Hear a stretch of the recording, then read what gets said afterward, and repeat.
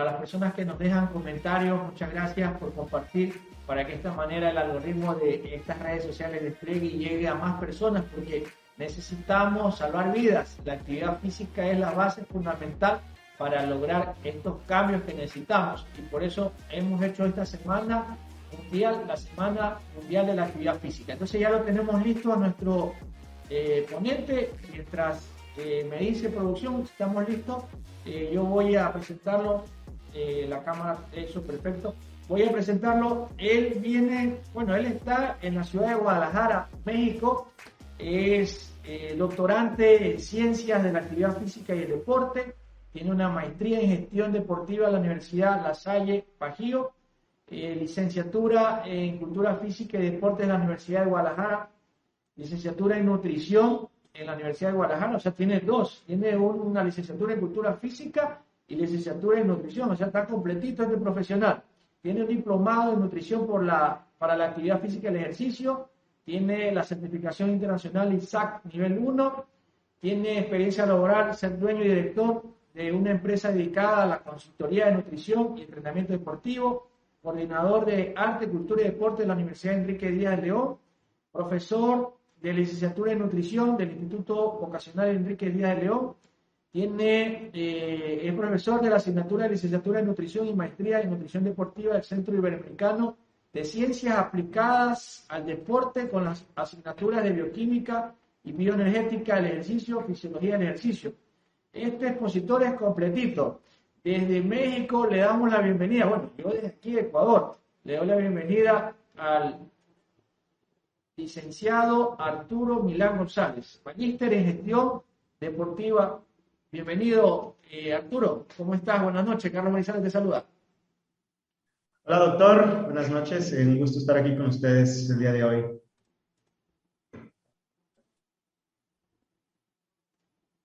¿Qué tema tenemos para esta noche, Arturo? El día de hoy vamos a platicar un poquito sobre la actividad física, la prescripción de la actividad física en pacientes con obesidad, una situación contextual que ahorita estamos en la parte de la pandemia por COVID, pero pues también esta parte de la pandemia por obesidad nos ha agarrado a todos también con muchas áreas de oportunidad. Entonces, de ahí la importancia de sentar bases y directrices en la prescripción, en la incorporación, incluso a veces, de los pacientes con obesidad a la actividad física. Muy bien, ¿tiene presentado alguna ponencia para compartir? Nos indican, ya lo puede compartir. Listo, sí. No sé si ahí se ve. Ya lo estamos alistando para que se vea en pantalla dividida. Muy bien, usted me indica. Sí, ya le indicamos cuando esté listo. ¿Cómo están las cosas en Guadalajara? Lluvia, frío, ¿qué hay por allá? Estamos calientitos, está a gusto el clima acá, amanece frío, luego hace mucho calor y luego otra vez en la noche se pone un poquito frío, pero a gusto. Este año, por el tema de la pandemia, no pude viajar a México. A mí me toca ir a hacer mis pasantías una vez al año en la UNINI, en San Francisco de Campeche. Y este año no pude viajar. Sí, este año estuvo interesante para todos. Ya, estamos listos con la ponencia.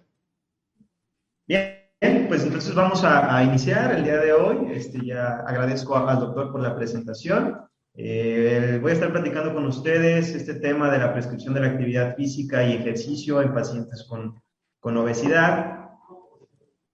El objetivo que quiero trabajar, desarrollar el día de hoy, pues es analizar todas estas bases, elementos, recomendaciones que nos sirvan para diseñar un plan o un programa de actividad física para pacientes con sobrepeso y obesidad, entendiendo este problema pues en su gran magnitud en toda Latinoamérica, no nada más acá en México, sino en toda Latinoamérica, pues es causa de muchísimas patologías, es un riesgo de comorbilidades muy alta. Entonces es importante sacar a estos pacientes de esta situación antes de que se nos enfermen de alguna otra cosa más, que solamente va a complicar pues todas las estrategias de intervención que nosotros podamos hacer. Y vamos a hablar, empezando a hablar un poquito de las bases de la prescripción del ejercicio, o en lo que vamos a centrar toda esta parte de la prescripción del ejercicio en pacientes con obesidad. Y una piedra angular, una piedra base, son los principios y las bases del entrenamiento, que aunque su origen o su aplicación principal es en el entrenamiento deportivo, en el alto rendimiento, en otra esfera de la actividad física, rescatamos algunos elementos importantes de estos principios del entrenamiento que nos van a ayudar a controlar y a regular un poquito mejor y entender también un poquito mejor lo que va a suceder con mis pacientes. La evaluación del paciente es otra parte indispensable. Una correcta planificación del ejercicio parte de una correcta evaluación de un paciente. Y estamos hablando de una evaluación integral del paciente. Una vez que tenemos nuestro paciente evaluado, vamos a hacer una planificación de objetivos, metas, a dónde queremos llevar, que sean metas objetivas, que sean metas claras, que sean metas alcanzables, con el objetivo de que mi paciente pues se adhiera a los programas, se mantenga motivado, se mantenga con un nivel de motivación alto. Vamos a hablar un poquito de la prescripción específicamente del ejercicio aeróbico y de fuerza como parte del eje estructural, y pues ya vamos a cerrar un poquito hablando de la estructura de una sesión de entrenamiento dirigida para esta población. Hablando de los principios del entrenamiento, bueno, aquí tenemos una de las fuentes bibliográficas de ellos, hay algunas más. Son principios, o un principio del entrenamiento son bases que nos dictaminan cómo debe de ser la parte del entrenamiento deportivo en un paciente. Nosotros rescatamos algunos elementos de estas teorías de entrenamiento aplicadas a pacientes que buscan a lo mejor un rendimiento deportivo, sino un beneficio en la salud, un beneficio estético o alguna mejoría en su estado de la condición física, ¿sí? Por ejemplo, el principio de la relación óptima entre la carga y la recuperación, no importa si estamos hablando de un deportista de alto nivel o de un paciente que está en iniciación deportiva, pues esta estrecha relación entre la carga de trabajo que va a realizar y la recuperación o el descanso que tiene que llevar, ustedes sabrán que es indispensable para que los efectos fisiológicos ocurran como deben de ocurrir y no estén jugándome un papel negativo en mi paciente.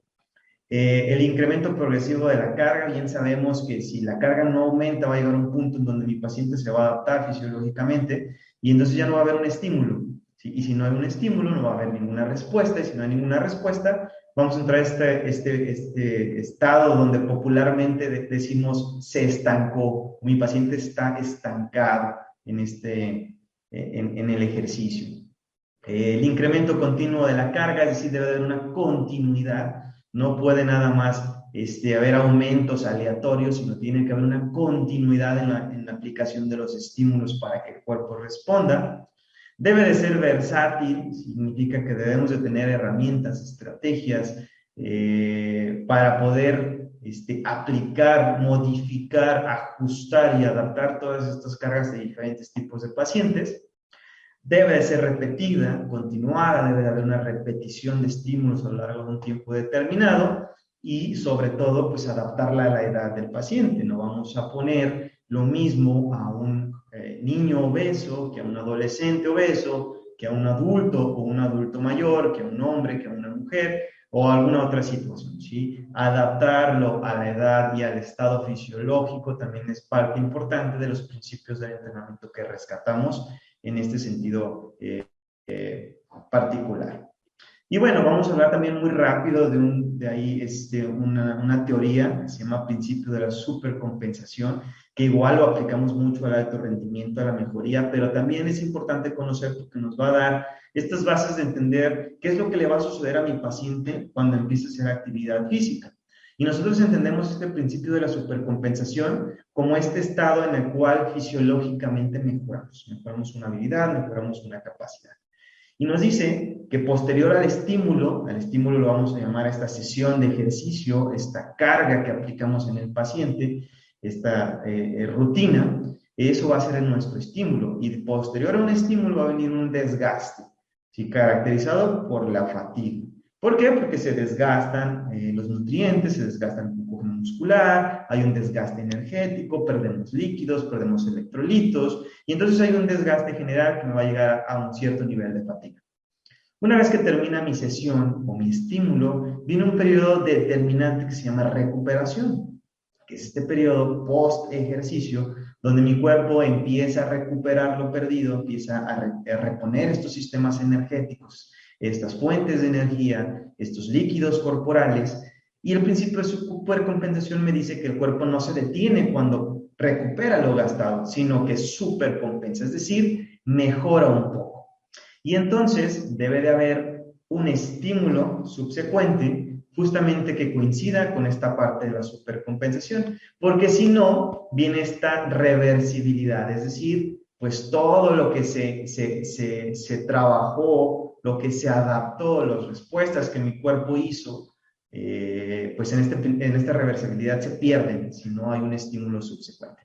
Y entonces encontramos aquí tres escenarios. Este escenario óptimo que les comentaba, que es donde el estímulo coincide con mi principio o mi parte, mi punto de supercompensación, y entonces poco a poco voy mejorando y voy mejorando y voy mejorando, ¿sí? Porque hay una relación óptima entre carga, desgaste, recuperación y consecución de estímulos. Otro escenario que también sucede frecuentemente cuando los pacientes están muy motivados y hay un exceso de motivación y piensan que el hacer más ejercicio les va a dar más resultados. Entonces tu paciente empieza a caminar en la mañana, se va al gimnasio en la tarde, y nada en la noche, se sale en bicicleta y entonces empieza a acumular estímulos y estímulos y estímulos sin dar tiempo a una recuperación. Y entonces ni siquiera el cuerpo ha terminado de recuperar lo desgastado en la sesión previa, cuando ya se incorporó una carga nueva y entonces viene una disminución en el rendimiento. Es decir, me empiezo a fatigar, a sobreentrenar, a sobrecargar de estímulos. Y esto es muy común en los pacientes que empiezan a hacer ejercicio con muchísima motivación. Y entonces en este entendimiento de más ejercicios o más resultados, pues pueden caer en este escenario y no van a empezar a ver resultados. Y pues mi tercer escenario, donde es el caso contrario, hay un estímulo, viene una fatiga, un desgaste, una recuperación adecuada, un punto de supercompensación, pero entonces no hay un estímulo siguiente, no hay un estímulo 2. Pasa mucho tiempo hasta que le vuelvo a dar otro estímulo a mi cuerpo y pues no hay ningún beneficio. Me mantengo en este estancamiento o en este nivel de fitness donde estoy.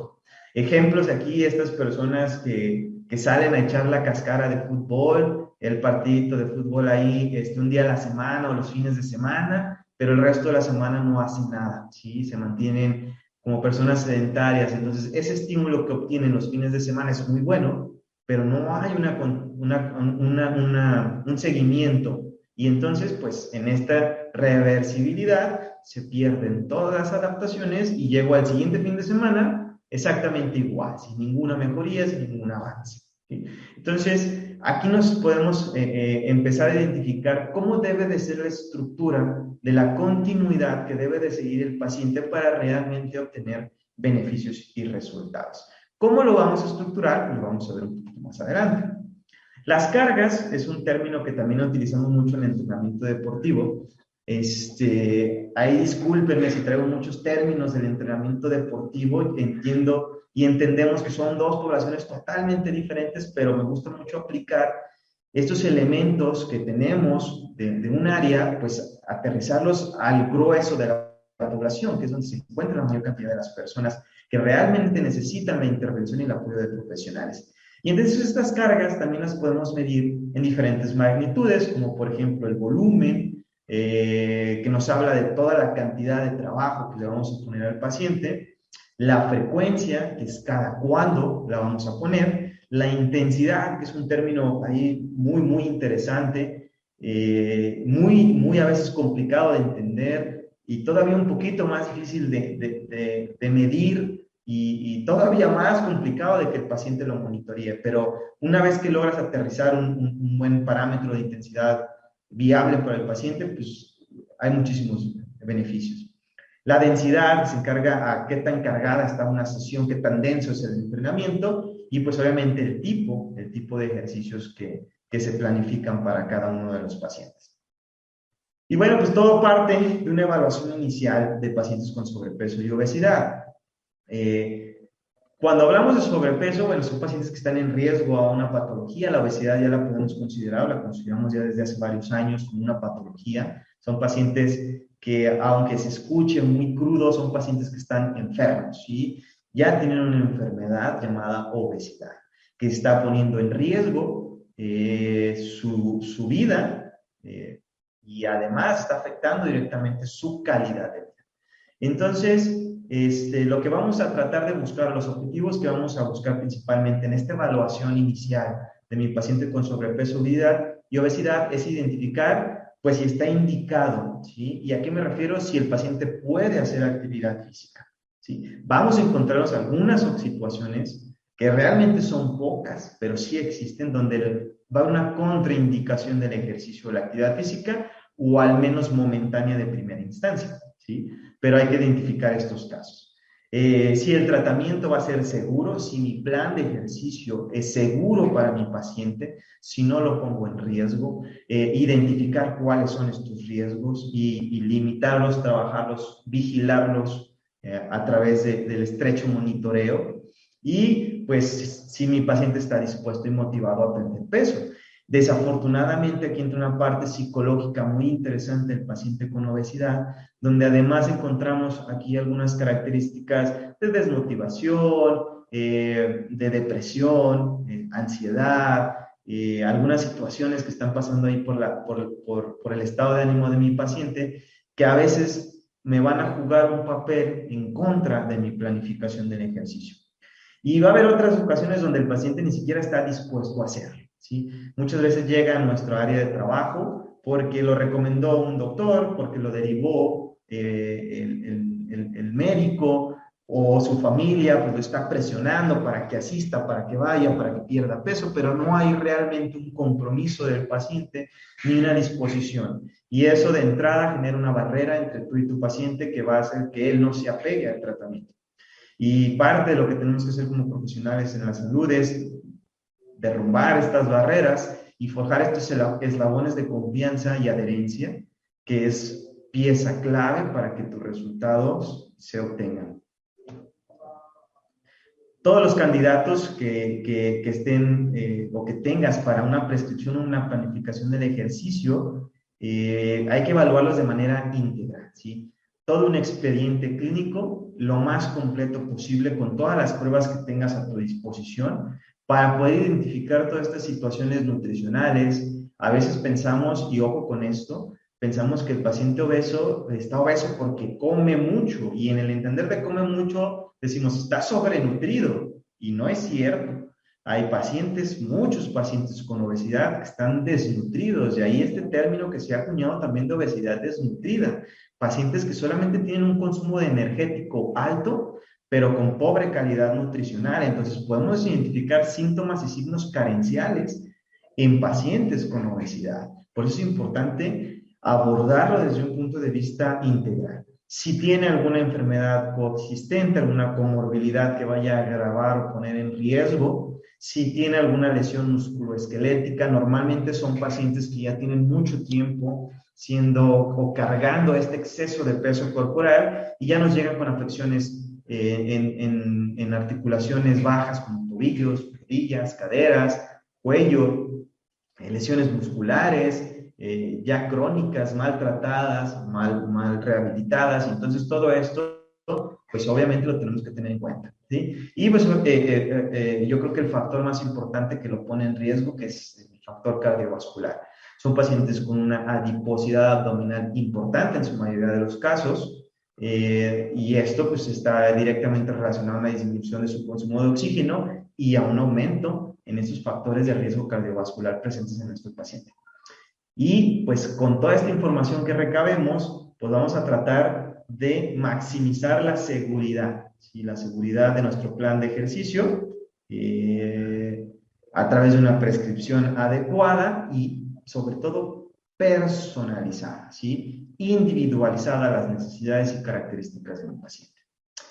Hay diferentes herramientas que podemos utilizar, hay cuestionarios que los llamamos como cribados iniciales o cribajes iniciales, que de manera muy sencilla nos ayudan a identificar algunos riesgos que pudiera llegar a tener mi paciente. Estas herramientas, estos instrumentos son muy prácticos porque de primera instancia, a través de cuestionarios y preguntas muy sencillas o checklists muy fáciles de contestar, pues nos ayudan a identificar justamente estos riesgos, ¿sí? O si ya tiene algún signo o síntoma de alguna enfermedad preexistente, sobre todo que vaya a poner en riesgo su salud, y entonces vayas a tener que hacer ya sea una limitación en la aplicación del ejercicio, o incluso a lo mejor puede ser una contraindicación, o tal vez solamente algunos ajustes, o tal vez solamente un monitoreo más estrecho, pero nos van a ayudar a identificar de primera instancia a qué nos estamos enfrentando, y entonces ya después la evaluación general, la evaluación completa, pues nos va a ayudar a entender mejor pues quién es nuestro paciente. Factores de riesgo de enfermedades coronarias son factores importantes, los factores heredofamiliares, qué carga genética viene cargando, además de su peso corporal mi paciente, si además tiene prácticas inadecuadas en salud, malos estilos de vida, por ejemplo, el tabaquismo me agrava todo, me complica todo, porque entonces también tiene ahí una afectación respiratoria mi paciente, si tiene alguna comorbilidad, si además ya es hipertenso, diabético, dislipidémico, si es una persona sedentaria, todos estos estilos de vida solamente agravan y complican la intervención. Y la verdad es que es muy común, es muy común que llegue tu paciente obeso, diabético, hipertenso, dislipidémico y aparte con muchos años de sedentarismo. Y sacarlo de este estado donde se encuentra es realmente todo un trabajo científico combinado con mucha habilidad y hay un poco también de arte en la estrategia.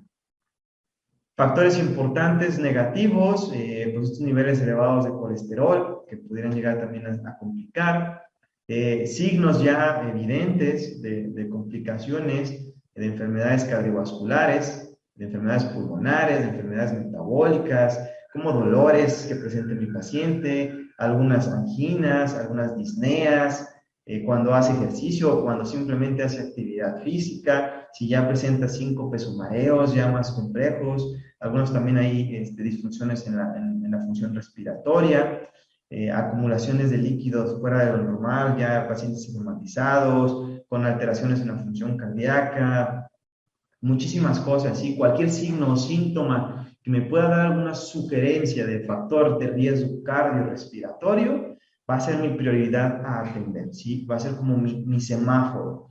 Y justamente, pues los vamos a clasificar en función a la información que nosotros obtengamos en un semáforo, ¿sí? Si mi paciente obeso tiene pocos factores de riesgo de comorbilidad o complicación, lo voy a poner en un semáforo verde, ¿sí? Es decir, pues tiene a lo mejor un factor de riesgo que es la obesidad, obviamente, pero no tiene ninguna otra complicación, ninguna otra sintomatología, no tiene carga genética importante, entonces pues me permite entrar de lleno a mi prescripción y planificación. Si ya tiene dos o más factores de riesgo que haya encontrado, pues entonces ya tendré que poner un semáforo amarillo. Significa que puedo iniciar la actividad, pero tengo que ir cauto, tengo que ir controlando, tengo que ir monitoreando, tengo que ir revisando, evaluando algunos indicadores para que no se vaya a complicar. Y ya cuando tiene signos claros de alguna enfermedad cardiovascular o pulmonar, pues entonces ahí sí ya estamos en un semáforo rojo y no significa que vamos a contraindicar, significa que vamos a hacer todo con muchísimo más cuidado, vamos a desarrollar una estrategia de entrenamiento muy inteligente que poco a poco vaya sacando a mi paciente a semáforo amarillo y después a semáforo rojo, perdón, a semáforo verde. Hay diferentes baterías o pruebas o mecanismos para evaluar el esfuerzo o la capacidad con la cual llega mi paciente al consultorio, que eso sería muy, muy importante, ¿sí? Hay algunos, y lo vamos a ver desde esta perspectiva de costo-beneficio, ya que realmente en algunos casos son aparatos complejos, ¿sí? Tenemos por ahí, ya lo mencionaba en las ponencias anteriores, el calorímetro indirecto, que me ayuda a estimar la cantidad de oxígeno y dióxido de carbono que está utilizando mi paciente para ver un acercamiento a sus necesidades energéticas. Hay ergómetros, que son equipos especializados dirigidos a evaluar el trabajo o la metría del trabajo de un paciente en una actividad determinada. Hay cicloergómetros, hay bandas sin fin, hay ergómetros de tren superior, dirigidos a conocer cómo está la capacidad de trabajo de mi paciente. Desafortunadamente, pues el costo de estos equipos son altos y se necesita contar con personas muy capacitadas, muy preparadas, que nos ayuden pues, a manejar todo este tipo de equipos. Pues el beneficio que tienen, pues es que nos ayudan a estimar variables que normalmente no podríamos evaluar, o al menos no de manera directa, porque sí hay algunas estrategias, pero no de manera directa. Variables como la frecuencia cardíaca máxima real, el consumo de oxígeno, su VO2 max, entre otras ahí la energía metabólica utilizada durante cierta actividad, etc. ¿Qué pasa cuando no contamos con el acceso o el recurso para acercarnos a este tipo de trabajos o instrumentos o tecnologías? Pues tenemos las maravillosas baterías de campo, ¿sí? Que son todas estas pruebas físicas que nosotros podemos aplicar en nuestro consultorio, en el parque más cercano, en la unidad deportiva, en muchísimos espacios que nos permiten esta virtud de facilidad de aplicación. Un ejemplo, pues es una caminata en 6 minutos, hay una variable de la prueba de Cooper o la prueba de 12 minutos, donde consiste en que mi paciente camine 6 minutos a su mejor intensidad, o más bien que se desplace durante 6 minutos a su mejor intensidad, con el objetivo de obtener parámetros en distancia que me permitan evaluar si mi paciente está mejorando, progresando, o dónde está su capacidad. Puedo evaluar a través de esta prueba su frecuencia cardíaca de trabajo, qué tan intenso le generó este trabajo, y a través de ello, pues estimar el consumo de oxígeno. Tenemos otro que a mí me gusta aplicar mucho, que es el test del escalón, de College Queen o de McCardle, donde en 3 minutitos, en estar subiendo a mi paciente con el apoyo de un metrónomo que me esté guiando el ritmo de ejecución, y en 3 minutos yo obtengo una frecuencia cardíaca de trabajo, a través de la cual puedo conocer su porcentaje de intensidad de VO2 max, saber cuánto oxígeno consumió y llegar a un cálculo energético en calorías por minuto, ¿sí? A través de una prueba muy simple de banco, ¿sí? Entonces, sí existen herramientas, sí existen estrategias que podemos aplicar en nuestro consultorio, en nuestro gimnasio, en nuestro espacio de trabajo, que nos van a ayudar a evaluar con mayor precisión el estado del rendimiento, la condición física de mi paciente, con el objetivo de planificar mejores estrategias de ejercicio y de actividad física. Además, pues incluye todas estas variables antropométricas. Recordemos que a final de cuentas, esta estrategia metabólica que vamos a utilizar con nuestros pacientes a través pues, de este trabajo multidisciplinario de actividad física, nutrición, apoyo psicológico, familiar, social, económico, todas las esferas de mi paciente, se van a ver reflejadas muchas en su composición corporal. ¿Sí? Cómo se va modificando su peso, cómo se va modificando su IMC, que es esta relación entre peso y talla, cómo van modificando las tallas, a lo que llamamos popularmente tallas, como circunferencia de cintura y cadera, algunas mediciones directas de grasa, de adiposidad, subcutánea, como los pliegues, algunas otras circunferencias como brazo y muslo para evaluar la masa muscular también, ahí cuidar que no estemos perdiendo, sino ganando también un poquito de masa muscular. Cruzándolo con algunas ecuaciones para conocer porcentajes, masas, densidades, que me ayuden a conocer mejor la estructura, la composición corporal de mi paciente. Y también tengo variables subjetivas, ¿sí? Que me reporta mi paciente, como es la ropa, ¿sí? La ropa que usa mi paciente es una variable de motivación bien importante, porque lo primero que te dicen los pacientes cuando están obteniendo resultados es, ya me quedó la camisa, ya me quedó el pantalón, ya entro en el vestido que no entraba desde hace 3 años. Y eso le sirve de un punch de motivación al paciente que lo va a seguir adheriéndose y adheriéndose y adheriéndose. Entonces son indicadores que son un poquito subjetivos, pero que no debemos tampoco de menospreciar, ¿sí? Porque también son una parte importante de este seguimiento de evolución del paciente. Recopilar toda esta información en un correcto expediente clínico, ¿sí? Que podamos archivar, resguardar y poder estar actualizando en este proceso de reevaluación continua para poder pues, caracterizar y conocer a profundidad a mi paciente. Una vez que yo ya lo evalué, si ya conozco a lo que me enfrento, ya sé qué tipo de paciente es, ya sé cuáles son sus limitaciones, sus virtudes y sus complicaciones, pues ahora viene la planificación de los objetivos. De manera general tenemos objetivos universales, ¿sí? Y tenemos objetivos específicos.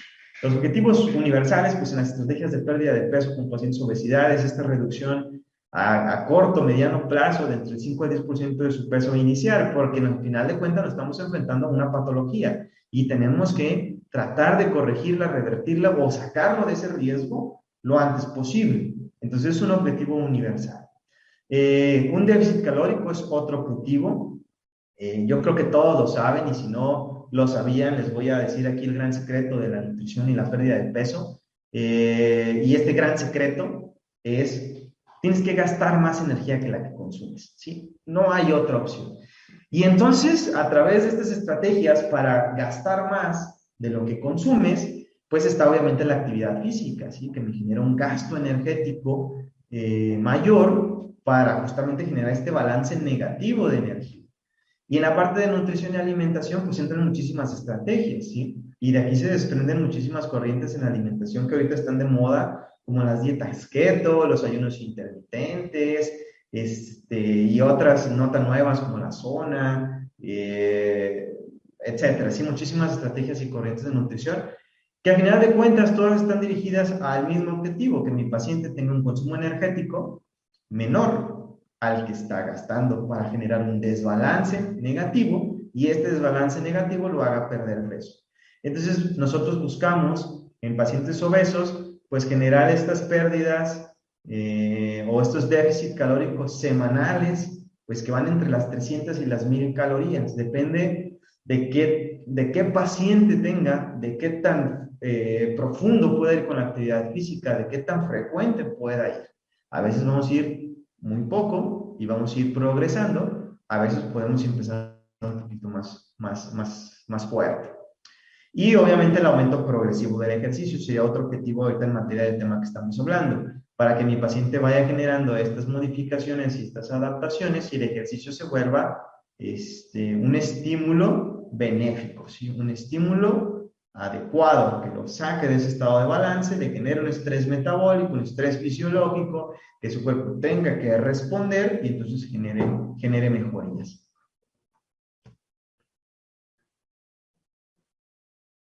Prescripción del ejercicio, ya vamos a empezar a hablar ya más de lleno de la prescripción del ejercicio y vamos a tener en cuenta cuatro consideraciones iniciales, ¿sí? Antes de empezar a prescribir. 4 consideraciones iniciales. ¿Qué es la seguridad? ¿Qué tan seguro es el ejercicio que le voy a prescribir? También hablando de materia de actividad física y ejercicio, tenemos una gama impresionante de opciones, desde bailes, yoga, actividades holísticas, tai chi, caminatas, ya cosas más intensas como el CrossFit, gimnasio, entrenamientos funcionales. Entonces, tenemos una gama impresionante de herramientas de las cuales nosotros nos podemos aprovechar y beneficiar para que mi paciente haga ejercicio o actividad física. Pero tenemos que considerar esta primera consideración, que es decir, ¿es seguro la actividad que le voy a recomendar? Y no corre un riesgo mi paciente, y entonces si mi respuesta es sí, pues adelante. Si mi respuesta es no lo sé, puede ser, entonces será mejor buscar alguna otra opción. Efectividad, es decir, ¿será efectivo? Me ha tocado ver, por ejemplo, pacientes ya en la práctica que les recomendaron caminar, ¿sí? Les recomiendan caminar, pues es 1 hora. Y miren que caminar para un paciente con obesidad es fabuloso. Pero ese paciente o esta paciente tiene caminando 1 hora ya 2, 3 años atrás. ¿Sí? Tiene mucho tiempo caminando 1 hora y aún así sigue obeso. Entonces, pues, ¿qué sucede? Que este ejercicio de alguna manera dejó de ser efectivo. ¿Sí? Ya está adaptado, la cantidad energética que consume está en un balance, incluso hasta positivo probablemente, que lo siga haciendo ganar de peso, o probablemente simplemente en balance, si no gana, no pierde. Entonces, ¿es efectivo el ejercicio? Si le va a generar un efecto real, si llega a mi consultorio y empieza un programa de alimentación, y yo continúo con este ejercicio y le digo, ¿sabe que salgas a caminar? Pues eso ya lo tiene haciendo 1 año, 2 años. A lo mejor va a ser efectivo al momento porque vamos a generar un desbalance energético, pero va a llegar a un punto donde se va a volver inefectivo, ¿sí? Y además, también otra parte que va a involucrar aquí en la efectividad es, pues, esta parte de que sea benéfico en todas las esferas del ser humano, ¿sí? Yo le puedo decir, ¿sabes qué? La natación es el mejor ejercicio del mundo, ¿sí? Te genera beneficios en todos los sistemas, en todos los órganos, sin ninguno de los riesgos asociados. Y entonces métete a nadar. Pero resulta que mi paciente se siente incómodo con su peso, se siente incómodo con su cuerpo, ponerse un traje de baño no es lo que lo hace lo más feliz del mundo, y entonces pues, ya dejó de ser efectivo porque ya no es benéfico en una esfera, es una esfera psicológica, donde el paciente ya no lo ve benéfico, no lo disfruta, y aunque fisiológicamente tenga resultados, lo va a abandonar, lo va a dejar, va a estar muy estresado, y entonces ya no es benéfico. Entonces, también hay que considerar esta parte dentro de la efectividad, ¿sí? Realmente es benéfico en todas las esferas del ser humano, en todas las esferas de mi paciente. Otra consideración inicial es la educación. No debemos de perder de vista que uno de nuestros objetivos es educar a la población, empezando, si es necesario, de paciente en paciente, pues de paciente en paciente, porque él además va a educar probablemente a su familia, a sus hijos, a sus niños. La educación, el enseñarlo, el explicarle el porqué, las razones, el hacerlo partícipe del proceso es bien importante para la adherencia. Ya quitémonos este hábito de nomás de ser dictadores. Tienes que hacer esto, esto, esto, esto y esto, y ya. Y el paciente lo ejecuta, obtiene beneficios, pero nunca se entera por qué. Y entonces vamos educando, si vamos metiéndonos, dedicándole más tiempo a la educación, esto permea más en mi paciente y puede tener resultados a mejor plazo. Y la motivación, ¿sí? Mantener un nivel de motivación alto siempre va a ser una buena idea, ¿sí? Hay muchas estrategias para motivar al paciente. Los resultados motivan, obviamente. Yo creo que es lo que más motiva al paciente. No importa tú el speech y todo lo que le digas, creo que lo que más motiva al paciente son los resultados. Por eso también es importante que tu estrategia de intervención sea efectiva, ¿sí? De resultados, porque tu paciente no te va a esperar, ¿sí? Él quiere ver resultados y tu trabajo es conseguirlos con la infraestructura y los recursos que tienes a tu alcance. Este modelo de las 5 A's me gusta mucho ponérselos porque es un modelo de negociación que se aplica mucho, o lo aplico yo mucho al menos en estos pacientes con obesidad, que es lo mismo que ya hemos estado platicando. Es una manera de un modelo de negociación donde empezamos averiguando, ¿sí?, todo lo que es mi paciente, para antes de empezar a decirle qué hacer, empezar a aconsejar, ¿sí?, a darle información específica de los riesgos en los cuales está, de lo que le puede ocasionar, lo que le puede pasar, lo que le puede suceder, a qué se expone. Es decir, a manera de esta parte no te estoy diciendo que lo hagas, pero mira, te aconsejo, y empiezas a informar y educar. Para entonces después hacer acuerdos, ¿sí? Con la información de tu paciente, hacer acuerdos primero, ¿sí? Donde él trace sus objetivos. Ya vimos los objetivos universales, pero hay objetivos específicos que salen de tu paciente y que no debemos de menospreciar. Es más, debemos darle una carga importante en el alcance de la meta. Y no importa si son objetivos banales, si son objetivos estéticos. Puede ser que mi paciente me diga, es que yo quiero verme super fitness porque quiero irme a la playa, quiero, no sé, verme estéticamente bien. Y tú sabes que tiene problemas de su salud, tiene problemas y otras metas que alcanzar antes que pensar en verse fitness.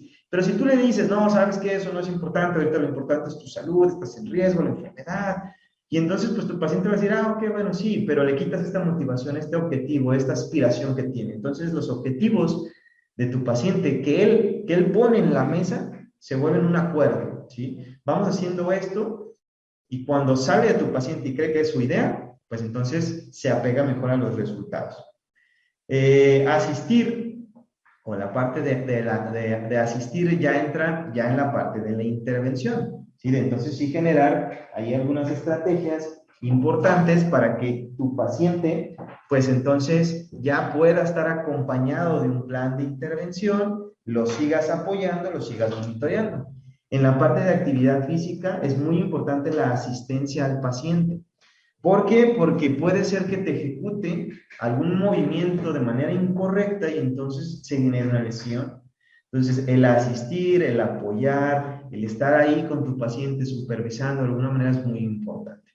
Se vuelve un reto porque pues obviamente estamos en una situación contextual de pandemia donde estamos a través de la virtualidad y pues tienes que hacer esto sin tener a tu paciente enfrente, sino a través probablemente de una pantalla, con recursos tecnológicos como algunos videos, algunas imágenes, que afortunadamente nos hemos logrado adaptar muy bien a esto, pero sí se volvió un reto, ¿sí? Para entonces, pues arreglar, ¿sí? El último paso. Hacer los arreglos necesarios para que tu paciente pues continúe en este proceso de intervención. El FIT, de hecho, con esto ustedes podrían ya hacer una planificación, una recomendación de actividad física con el famoso FIT, que son las siglas o las abreviaciones de esta regla mnemotécnica para hacer referencia a la frecuencia, la intensidad, al tipo y al tiempo. Que no nada más es una guía, sino también, les digo, es su base, sus lineamientos con los cuales nosotros podríamos ya empezar a estructurar más las recomendaciones y dejar de estar nada más sugiriendo, ¿sí? Sálgase a caminar, póngase a hacer ejercicio. ¿A poco? No sabía que tenía que hacer ejercicio. Ya dejar de estar cayendo en este tipo de recomendaciones y ya estructurar programas de actividad física un poquito más, pues valga la redundancia, estructurados. La frecuencia se refiere a las sesiones por semana o por día que va a realizar mi paciente, puede ser incluso dobles sesiones. La intensidad, pues, es este grado de fuerza o energía que va a realizar o que va a poner en la realización del ejercicio. El tipo, pues, es la caracterización del ejercicio que va a realizar. Y el tiempo, pues, es la duración total de la actividad, ¿sí? Medida, pues, en minutos. La intensidad y el tiempo, pues, me van a dar origen al volumen, que ya va a ser la cantidad total de trabajo o la cantidad de la carga que yo le voy a poner a mi paciente. Factores que hay que tomar en cuenta antes de determinar la intensidad del ejercicio, que creo que es muy variable y fundamental, y aparte la más complicada de a veces trabajar, pues es, por ejemplo, el nivel del fitness de cada persona, es decir, cómo está su condición física ahorita, de dónde parto, sus posibilidades biomecánicas, si tiene alguna lesión, alguna limitación, algo que esté ahí impidiendo o molestando cuando se hace ejercicio, sus gustos personales, que es lo que les decía, si a mi paciente no le gusta bailar, no lo voy a meter a clases de baile, aunque sean muy buenas y obtengan muchos beneficios, no le van a gustar, las va a dejar, ¿para qué lo metes? Entonces, sus gustos personales determinan mucho. El tiempo que tiene disponible, no es lo mismo estas personas que tienen 2 horas dedicadas al día para hacer ejercicio a las que te van a decir no tengo tiempo, que además de la prescripción y la planificación, te vas a tener que volver ahí parte de su planificador de tiempos, de organizador de tiempos para poderle buscar ahí espacios en el día donde pueda hacer ejercicio y a veces vas a tener sesiones de 20 minutos, 30 minutos y entonces pues ese es todo el tiempo que tienes para trabajar. Accesibilidad, es decir, si tiene el acceso al recurso o a la infraestructura o a la tecnología, si yo no le puedo poner a mi paciente que trabajar con frecuencias cardíacas, si no tiene un equipo para monitorearlo, por ejemplo, lo podría hacer manual, pero pues entonces entra este grado de error que a lo mejor me dificulta el monitoreo. Si yo lo quiero meter a nadar, pues también, si no tiene el acceso a la alberca, a la piscina, si está fuera de su presupuesto, si no está muy cerca, si no está en condiciones, pues entonces se vuelve inaccesible para él. Las mediciones o todo lo que puede influir en la frecuencia cardíaca, no nada más los medicamentos, si es que decides trabajar con frecuencias cardíacas. No olvidemos que son pacientes que ya tienen patologías y aparte tienen algunas otras comorbilidades y entonces pues a veces son todas unas polifarmacias ahí y muchísimos medicamentos. Pues hay que ver cómo eso influye en las mediciones y en las variables fisiológicas del ejercicio para evitar ahí confusiones respecto a que a lo mejor la frecuencia cardíaca esté alterada por una situación no relacionada a la intensidad tal del ejercicio. Y pues los objetivos individuales de mi paciente. La intensidad, vamos a empezar hablando de la intensidad como esta parte fundamental para la evaluación del rendimiento y la progresión del ejercicio en mi plan de ejercicio.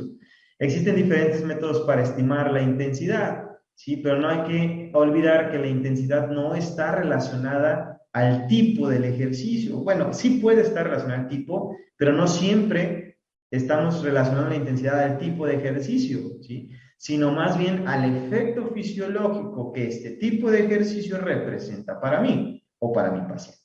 Por eso les pongo un ejemplo de dos personas similares, ¿sí?, con características similares, pesos iguales, capacidades respiratorias similares, iguales. Solamente un paciente está entrenado y el otro no está entrenado. Una caminata para un paciente no entrenado a 4 kilómetros por hora le va a significar 35% de su VO2 max, mientras que una caminata a 7 kilómetros por hora le va a significar 70% de su VO2 max. Mientras que para una persona entrenada, 7 kilómetros por hora le va a significar 35% de su VO2 max. Es decir, misma actividad, ¿sí?, diferente percepción de intensidad, diferente estímulo fisiológico. Entonces, la intensidad está representada por el efecto que me genera a mí o a mi paciente y no por el tipo. Yo podría decir, correr es intenso. Pues puede ser que para alguien entrenado a la velocidad que lo estás poniendo a correr no sea tan alta intensidad, pero puede ser que esa misma actividad para una persona no entrenada sea de altísima intensidad. Entonces, ¿cuál es el efecto fisiológico que ocasiona en mi paciente? ¿Sí? Mismo ejercicio, diferentes intensidades. Y pues con estas dificultades o estas complicaciones, pues hay que tener variables para poder medir la intensidad. Tenemos por un lado el porcentaje de las frecuencias de trabajo, las frecuencias cardíacas de trabajo, o las percepciones de esfuerzo. En las percepciones de esfuerzo tenemos la escala de Borg, que es una percepción de cómo mi paciente siente la actividad física. La escala original va del 6 al 20, la escala modificada pues va del 0 al 10, donde 0 es nada, no sentí absolutamente nada, y 10 di todo lo que traía en esta sesión de entrenamiento.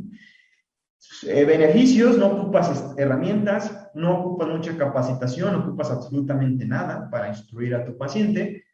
Limitaciones: pues obviamente la percepción del paciente, si puede llegar a ser subjetiva, puede ser que el paciente pues diga, pues un 5, ¿sí? ¿Sí? Es una percepción personal y entonces puede ser subjetivo, pero es una buena herramienta para, si no tienes ninguna otra, poder medir la frecuencia, poder trabajar poder trabajar con la intensidad del trabajo.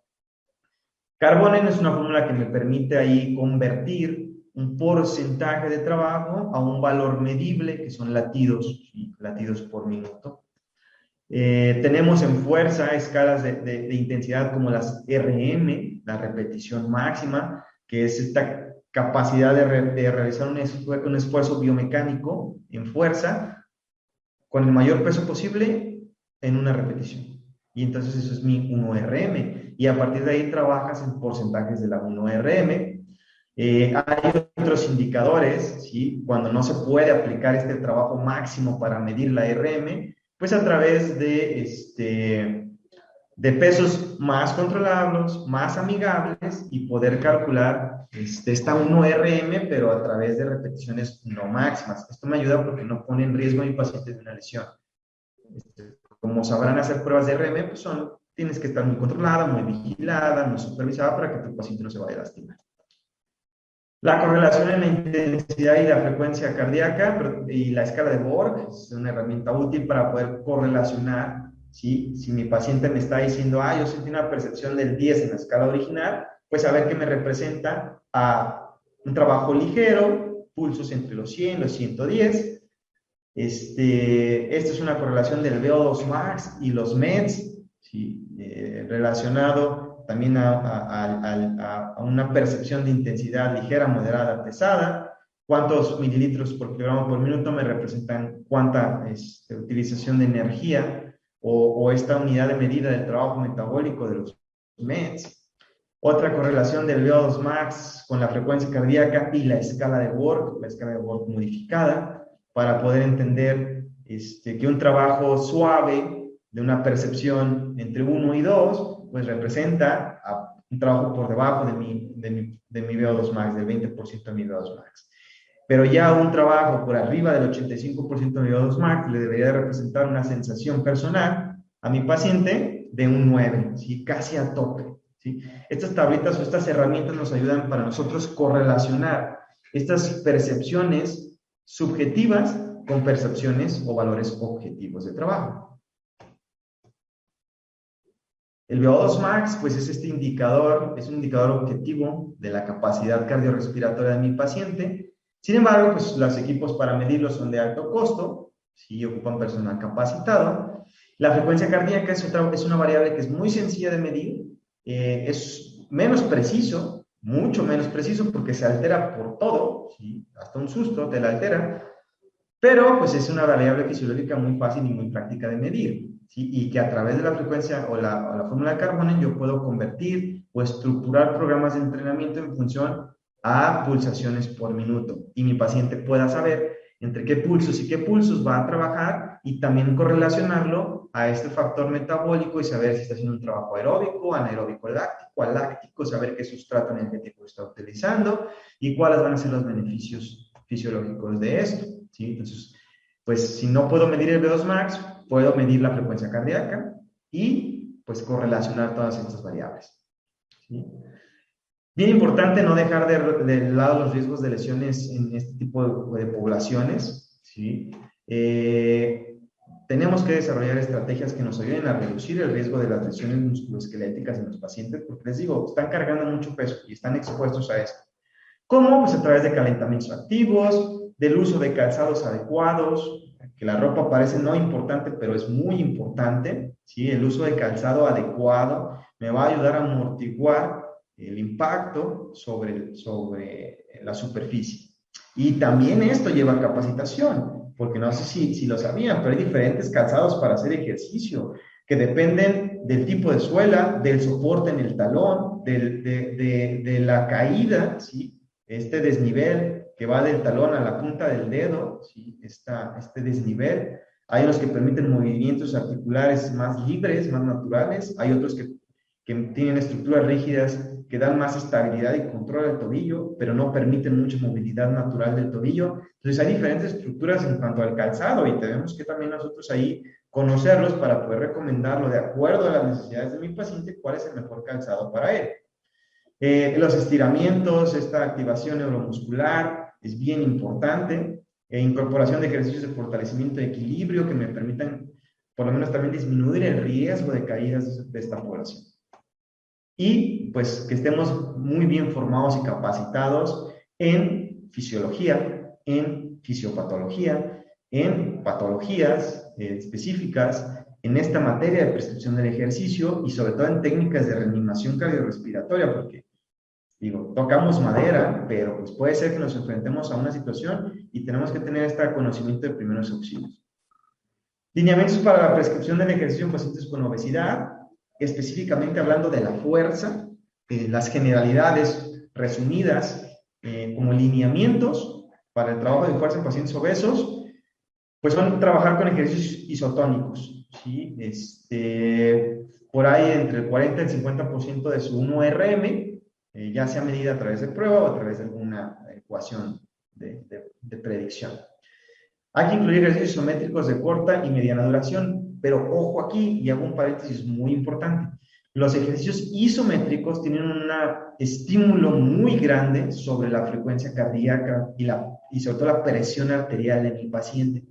Entonces, en pacientes que además son hipertensos, voy a eliminar incluso totalmente los ejercicios isométricos de su plan de entrenamiento por la afectación que tienen sobre la frecuencia cardíaca, perdón, sobre la presión arterial de mi paciente y lo van a poner en riesgo. Entonces, mejor no. ¿Sí? Pero de manera general, si no hay un problema con la presión, podemos meter, son buenas estrategias de ejercicio, fortalecimientos y rehabilitación. Hay que priorizar la ganancia de la fuerza y la funcionalidad, ¿sí? Buena fuerza y buenos músculos nos va a dar buen trabajo aeróbico también, nos va a dar una tasa metabólica más alta, mayor gasto de energía, mejores resultados. Hay que cuidar la correcta ejecución de los ejercicios. Los pacientes corren riesgo alto de lesionarse a través de una ejecución mala de algún movimiento, entonces hay que cuidar muy bien la correcta ejecución para que después no se nos lesione mi paciente y entonces pues se me complica mi programa de intervención. Y pues lo ideal sería iniciar con aparatos para prevenir lesiones. Si no se cuenta con aparatos, ya que controlan mucho el movimiento, pues entonces podemos empezar sin pesos, con pesos propios, progresar a la utilización de ligas de resistencia, y después finalmente progresar a pesos libres o pesos añadidos. ¿Con qué método lo podemos trabajar la fuerza? Pues a través de las cargas, el volumen, descansos y esta periodización del ejercicio. En cuanto a las cargas, pues aquí nos vamos a centrar siempre en pacientes principiantes. Una buena carga para trabajar fuerza, pues ya es porcentajes por debajo de, pues entre el 65 y el 70% de su 1RM, dependiendo de qué quieras trabajar. Si quieres trabajar resistencia, si quieres aumentar la cantidad de masa muscular, desarrollar la fuerza. La potencia no la trabajamos en pacientes de iniciación o principiantes obesos, porque en potencia, además de meter fuerza, metemos velocidad y eso me puede generar una lesión. Entonces, trabajitos ahí entre el 65 y el 70% y altas repeticiones, ¿sí? En los casos donde quieras trabajar resistencia, pocas repeticiones y un poquito más de peso cuando quieras trabajar un poquito más de desarrollo de fuerzas e hipertrofias, ¿sí? En cuanto al volumen, un volumen adecuado para principiantes, pues va entre 1 y 3 series, y ya repeticiones pues iguales, entre las 6 y las 15 repeticiones sería un buen trabajo para un paciente con obesidad, ¿sí? Los descansos, dependiendo del estímulo muscular que quieras obtener, ¿sí? Pero idealmente pues que vayan de ahí pues entre los 40, 50 segundos en pacientes obesos, hasta incluso el minuto completo de descanso es un buen parámetro de inicio, y de ahí puedes progresar en intensidad disminuyendo los tiempos de recuperación para aumentar la intensidad de trabajo sin la necesidad de aumentar los pesos, por ejemplo. Disminuyes tiempo de recuperación, mantienes pesos y eso aumenta la intensidad del trabajo. La periodización, idealmente empezar con entrenamientos o trabajos de fuerza, por lo menos 2 a 4 veces por semana, idealmente. Si quieres ya un poquito más de desarrollo de fuerza, potencia, pues puedes a lo mejor extender, ¿sí? Y hay que mantener esta dosificación que se llama de la relación entre pues, la dosis de trabajo, la dosis de ejercicio, ¿sí? Donde vamos a trabajar una relación entre las cargas pesadas y las cargas suaves, o los ejercicios intensos y los ejercicios suaves, ¿sí? 2 a 3 sesiones ahí intensas por una de descanso, o también la podemos llamar a 2 a 3 cargas por una de descarga, ¿sí? El objetivo es también darle esta recuperación general a mi paciente. Entonces también periodizar es muy importante en el trabajo de fuerza. En cuanto al trabajo aeróbico, las generalidades del trabajo aeróbico, podemos decir que podemos utilizar estrategias a través de la caminata, ciclismo elíptica, natación o cualquier otra estrategia de trabajo aeróbico es buena para el paciente. Combinar entre trabajos de fondo aeróbico e interválicos también es bueno, porque vamos a trabajar tanto intensidades moderadas leves como moderadas intensas, y estos pequeños estímulos intensos tienen buenos efectos sobre el VO2 max, capacidad respiratoria, y vienen beneficios importantes en cuanto a la resistencia. Hay que monitorear las frecuencias cardíacas, es la manera más sencilla de trabajar, y lo puede hacer a través de una técnica manual, aunque no es muy recomendada porque tiene mucho grado de error, o invertir en un equipo, en un pulsómetro, en una banda fitness, que ya la verdad están muy económicas, están muy al acceso de todos y nos pueden ser una buena herramienta de inversión para nuestro paciente y monitoreo de su ejercicio. Cuidar la correcta ejecución de los ejercicios, igual, aún corriendo se me puede lesionar el paciente, y también hay personas que no saben correr. Y pues ir progresando, primero en volumen, es decir, primero aumentar el volumen del trabajo y después ir progresando en cuanto a la intensidad. Los métodos que tengo para trabajar aeróbico puede ser continuo y puede ser fraccionado. Continuo, pues se refiere a si, por ejemplo, voy a hacer 30 minutos, pues son 30 minutos sin parar. Y dentro de esta continuidad puede haber un continuo uniforme, es decir, con 30 minutos igualitos, ¿sí? Al mismo paso, al mismo ritmo, o puede haber un método continuo variable, donde 5 minutos, por ejemplo, camino, y luego 2 minutos corro, y luego otros 2 minutos camino, 2 minutos corro, 2 minutos camino, ¿sí? Hay variabilidad en la intensidad, pero sigue siendo continuo. Y tenemos métodos fraccionados, como los intervalos, donde hago, la característica es que fracciono o hago pausas, ¿sí? Corto la actividad. Es decir, corro 1 minuto, descanso. 3 minutos de descanso, otro minuto de correr, otros 3 minutos de descanso. Eso es un intervalo, ¿sí? Y lo repito 10 veces, ¿sí? Eso es un método interválico. Ya sea por repeticiones, modelados, cuando se pone el ejemplo, o con algún tipo de elemento control de referencia. Las personas sedentarias o que tienen este nivel principiante, que son mucha de la población obesa que nos va a llevar al consultorio, obtienen mejores mejorías con límites bajos de intensidad, ¿sí? Ya entre el 50 y el 70%, que sometiéndonos a intensidades continuas muy altas. Sí son importantes los estímulos intensos, pero pues hay que basar nuestro trabajo en una base aeróbica moderada. Ya a niveles intermedios o avanzados, puede ser que tengamos un paciente obeso con una experiencia deportiva alta o con actividad física continua, pues entonces ya podríamos empezar a trabajar con intensidades más altas de su consumo de oxígeno. En cuanto al ejercicio aeróbico, pues aquí están las intensidades igual para poder trabajar correlacionado a la escala de esfuerzo en cuanto a las variables o la frecuencia cardíaca, un porcentaje o el V2 max, ¿sí? Que sería más fácil trabajar a lo mejor en frecuencias cardíacas. En un principiante, entre 65 y 85% de su frecuencia cardíaca o entre 50 y 70 de su V2 max.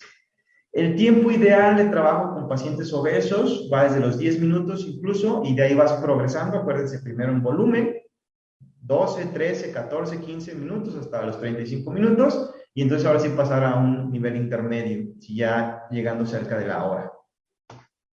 Y la frecuencia, pues si el ejercicio es estímulo moderado o bajo, lo puede hacer los 5 días de la semana. Si no ha hecho nada nunca, pues entonces empezar con frecuencias bajas entre 2 a 3 veces por semana y generando estos eslabones importantes de adherencia y poco a poco irlo incorporando a más días dentro de la actividad física del paciente. Y la progresión, que es un tema muy importante, sí, muy delicado y muy padre, porque es esto de avanzar, ¿sí? De a dónde voy, a dónde vas a llegar. Y la progresión va en función a lo que quieres hacer. Las progresiones pueden ser en tiempo, por ejemplo, donde podemos iniciar poquito tiempo y progresar a 60 minutos, por ejemplo.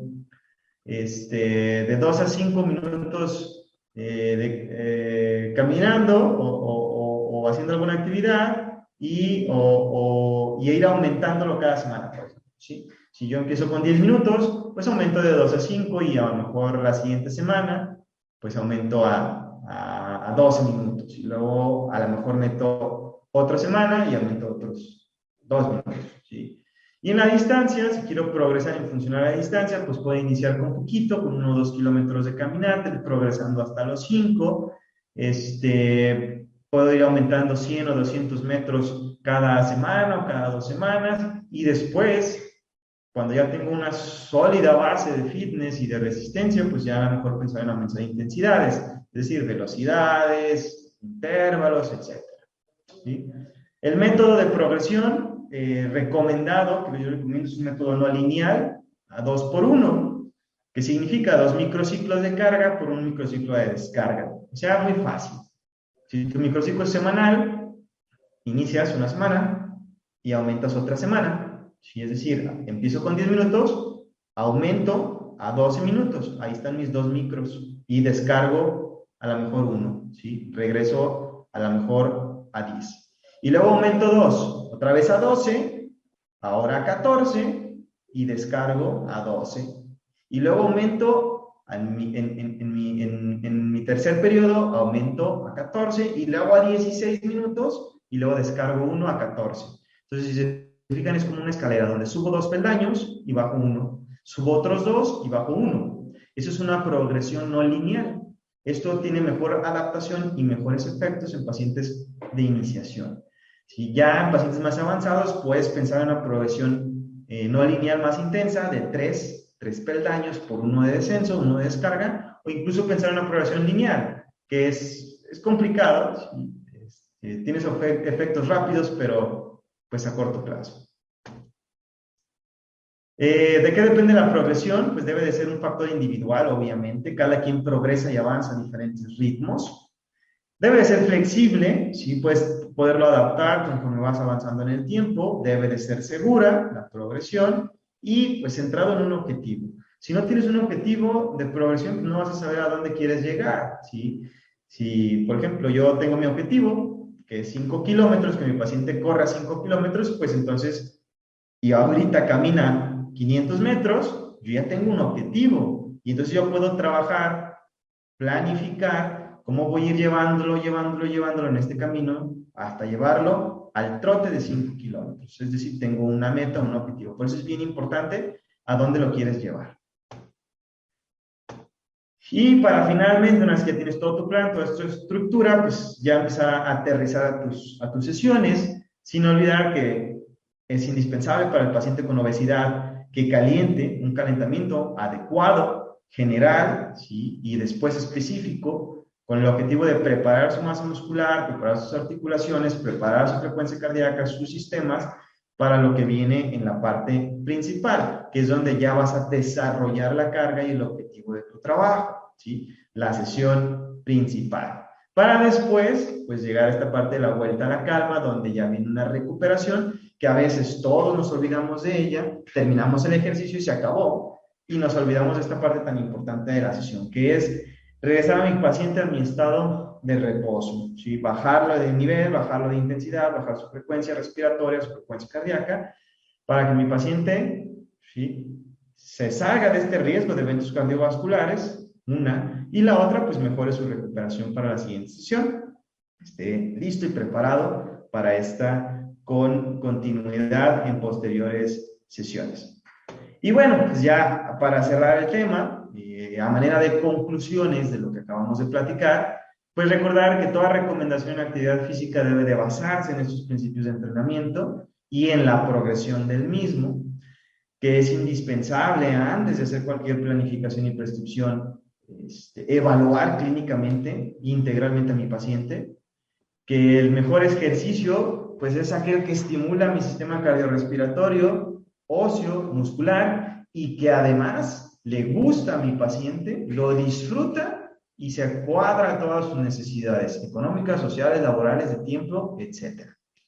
Es importante la implementación de elementos de control durante el ejercicio, es decir, monitoreos en la ejecución, en las variables fisiológicas, en su presión, en su glucosa, en su frecuencia cardíaca, en su frecuencia respiratoria. Entre más elementos de control tengas, va a estar más seguro tu paciente. Que recuerdes que todo lo que no se mide no se puede evaluar. Entonces hay que empezar a medir esta variable también del ejercicio, esta variable de gasto energético, estas variables de frecuencias cardíacas, estas variables de distancia, de tiempo, de metros, porque si no, no vamos a poder evaluar nunca si mi paciente está progresando. Y el éxito de un paciente, pues depende de la atención integral que se le dé a este paciente. Recordemos este trabajo multidisciplinario transversal entre el nutriólogo, el preparador físico, el médico, el psicólogo, el endocrinólogo y todo su equipo de trabajo. ¿Sí? A final de cuentas, pues es un trabajo colaborativo, no somos todólogos, sin embargo, pues hay que capacitarnos en la mayor áreas posibles con el objetivo de, pues, ser profesionales integrales. Y pues muchísimas gracias, espero que haya sido interesante la plática del día de hoy. No sé si por ahí hay alguna pregunta, alguna duda. Profe Arturo, muy completa su exposición. Aquí queda claro para las personas que nos están viendo de que en el momento de prescribir ejercicios físicos debe buscar obviamente a un equipo multidisciplinario y que funcionen de manera interdisciplinaria, es decir, se pasen, el nutriólogo lo vio de esta forma, el entrenador dice, mira, yo creo que falta esto, el médico lo va complementando. Entonces todos son un equipo, el psicólogo también lo sumamos nosotros en el momento del trabajo de un paciente que quiere disminuir peso de manera saludable. Profe, aquí yo le hago una pregunta y por ahí hay ya mismo leo un comentario. En el momento de que entra una persona con obesidad a su centro de atención, ¿cuáles son las inquietudes que más ellos le presentan, los miedos o temores o deseos? Pues mira, son muy variables, pero normalmente una característica, un perfil característico de los pacientes con obesidad, para empezar, es la baja de motivación con la que llegan, ¿sí? Porque son pacientes que tienen mucho tiempo en este problema, llegan con muy poca motivación, con pocas expectativas, porque además no es la primera vez que acuden a un servicio, ya tienen historiales donde han ido recorriendo todos los nutriólogos de su localidad y de alguna manera no han logrado resultados. Entonces llegan con bajas expectativas, llegan un poquito escépticos, llegan con poca motivación, sí llegan con este miedo de no obtener resultados, de solamente voy a perder dinero, me vas a poder ayudar, y esta desconfianza, ¿sí? Y sobre todo, yo creo que característico de la mala información. Llegan con muchísima carga de mala información, ¿sí? Que obtienen los medios de comunicación de su vecina, de su amiga, de su tía, de su abuelita, y pues todo eso es con lo que tenemos que enfrentarnos en nuestro primer abordaje con el paciente. Profe, yo veo que usted tiene una ventaja competitiva, ¿no? Es nutricionista y es profesor de cultura física. Eso hace que sea más creíble sus mensajes en el momento que tiene un paciente con obesidad. ¿Cómo usted lo aborda? Sí, desafortunadamente, la parte o sea, yo primero estudié nutrición, me encanta la nutrición, pero me di cuenta de que me faltaba esta otra parte que menciona, ¿sí? ¿Qué pasaba con la actividad física? Y siempre hacía la derivación, hacemos la derivación a los profesionales de la actividad física, pero sé como que el paciente se perdía.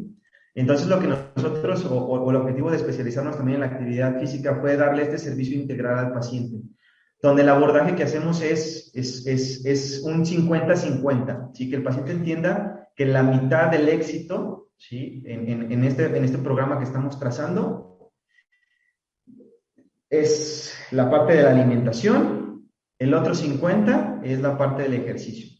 Y a veces metemos esta triada perfecta, que es además el descanso, ¿sí? La parte que muchos pacientes no consideran importante, que es descansar, ¿sí? El dormir bien, el hacer sus reposos adecuados después de la actividad física. Y estas tres partes son nuestro abordaje principal, es nuestra triada perfecta, ¿sí? Alimentación, ejercicio y descanso. Bien, voy a leer un comentario que nos deja Blanca Ricaute. Dice, muy constructiva la conferencia, puntos importantes para poder realizar ejercicios sin poner en riesgo la salud del paciente. Perdón, se cortó un poquito, ¿me repite la pregunta? La voy a leer nuevamente. Blanca Ricaurte dice, muy constructiva la conferencia, puntos importantes para poder realizar ejercicios sin poner en riesgo la salud del paciente. Ok, lo primero es considerar si tiene alguna comorbilidad, ¿sí? Si tiene algún problema de hipertensión o alguna otra enfermedad que ya lo ponga de entrada en riesgo sin que empiece a hacer ejercicio. ¿Cómo lo controlamos eso? Pues obviamente con intensidades, ¿sí? Si tiene algún problema, ya sea cardiorrespiratorio, pues empezar con intensidades bajas, ¿sí? Muy leves, y de ahí, de acuerdo a la adaptación y evolución del paciente, ir aumentando. Entonces, lo primero sería cuidar la intensidad, ¿sí? Que vas a prescribir o programar. Después viene el equipo adecuado, un calzado adecuado, ropa adecuada, lo va a quitar algunos riesgos a mi paciente de lesiones por el impacto, de a lo mejor hay problemas térmicos, porque es muy común que los pacientes con obesidad sientan que si sudan más, pierden más peso y entonces lo podemos poner en un riesgo, sobre todo en climas calurosos, de ahí algún golpe de calor, alguna deshidratación y también eso es importante. Otro factor de riesgo de cuidar son las hipoglucemias en el ejercicio, que también ocurre cuando ya existe también esta relación con paciente diabético. ¿Cómo lo prevenimos? Pues que el paciente cargue algo de glucosa entre su kit de ejercicio, alguna fruta, incluso algún dulce o algo que pueda levantarle la glucosa rápido si cae en este episodio. La correcta ejecución de los ejercicios también lo va a quitar de riesgo, ¿sí? Si le vas a recomendar una sentadilla, pues instruirlo de manera cómo se debe de hacer una sentadilla para evitar algún riesgo en la ejecución biomecánica y se vaya a lesionar a nuestro paciente. Y pues básicamente creo que son esos 4 puntos los importantes para disminuir los riesgos máximos que tiene un paciente cuando hace ejercicio. Bien, profe Arturo, antes de agradecerle, yo quisiera hacerle la última pregunta, ¿no? ¿Cómo se siente usted cuando ayuda a perder peso a un paciente de manera saludable? Justamente creo que estos que comentaba eslabones que generas con el paciente de adherencia, no nada más es un apego al plan, sino es un apego a tu trabajo. Entonces llega un punto en que si estos eslabones son fuertes, te sientes tú parte del programa. Ya no eres un ente externo, sino ya eres parte del programa, parte del equipo del paciente, ¿sí? Y al ser parte del equipo, pues de alguna manera vives los resultados y ya dejas de nada más medirlos y verlos desde fuera, sino ya eres parte de los resultados. Entonces, cuando te vuelves parte del resultado, que tu paciente vaya mejorando, vaya avanzando, vaya perdiendo peso, vaya perdiendo tallas, vaya mejorando su capacidad, te diga, ¿sabes qué? Hoy ya pude correr 1 minuto cuando no podía ni correr 30 segundos ni 20 segundos. Es una satisfacción de que tu trabajo está bien hecho, pero más que eso, que estás ayudando a alguien a salir de una situación donde cuando llegó te dijo que ni siquiera creía en ti, que no creía que pudieras ayudar, que tenía mucho tiempo intentarlo, pero pues bueno, iba a ser su último intento. Y que empiece a ver resultados, empiece a ver beneficios en tanto su salud, sus variables clínicas, su calidad de vida, pues creo que eso ya es, creo que el pago completo que puedes recibir en esta parte de las ciencias de la salud. Qué bien, profe, yo lo felicito, es un profesional comprometido con el cambio social. En la actualidad tenemos problemas serios de sobrepeso, obesidad, y esos temas no se los aborda mucho. Bueno, en estos canales donde estamos nosotros, obviamente que sí los abordamos, a veces se hace bulla de problemas pequeños, pero tenemos pandemias más graves como son el sobrepeso, obesidad, que nos están complicando a la gente, que eso está debatiéndose entre la vida y la muerte, en una línea bien finita, bien estrecha. En el momento de que tenemos un paciente con COVID, si tiene peso saludable o no tiene un peso saludable, lo puede llevar a agravarse, a complicarse. Yo ahorita voy a compartir el certificado que le confiere Innovación y Consultoría Médica doctor Carlos Merizalde junto a la Federación Internacional de Educación Física. Confiere del presente certificado en calidad de exponente a Arturo Millán por su participación en el Congreso Virtual Semana de la Actividad Física 7 de abril del 2021. Firma Magíster Giovanni Campaña, primer delegado FIE Ecuador, y Magíster Carlos Merizalde, delegado provincial de la FIE Ecuador.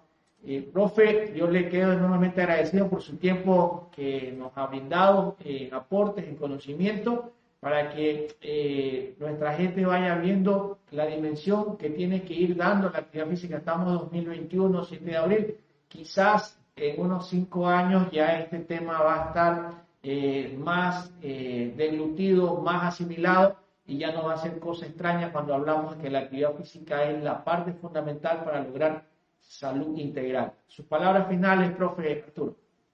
Agradecerte más que nada el espacio y sobre todo la apertura de estos espacios para toda la gente, que les sirva una manera de capacitación, de información. Yo creo que mucho del éxito en lo que queramos hacer radica en esta parte de educar a la población, de informarla, con el objetivo de mejorar, como tú dices, mejorar el estado situacional que vivimos, pues yo creo que en todas las partes, sobre todo acá en Latinoamérica. Entonces, agradecerte este espacio, que crees estos espacios para los profesionales y pues encantado de estar aquí con ustedes y espero volveros a ver pronto. Un abrazo, profe. Nos vemos en algún momento.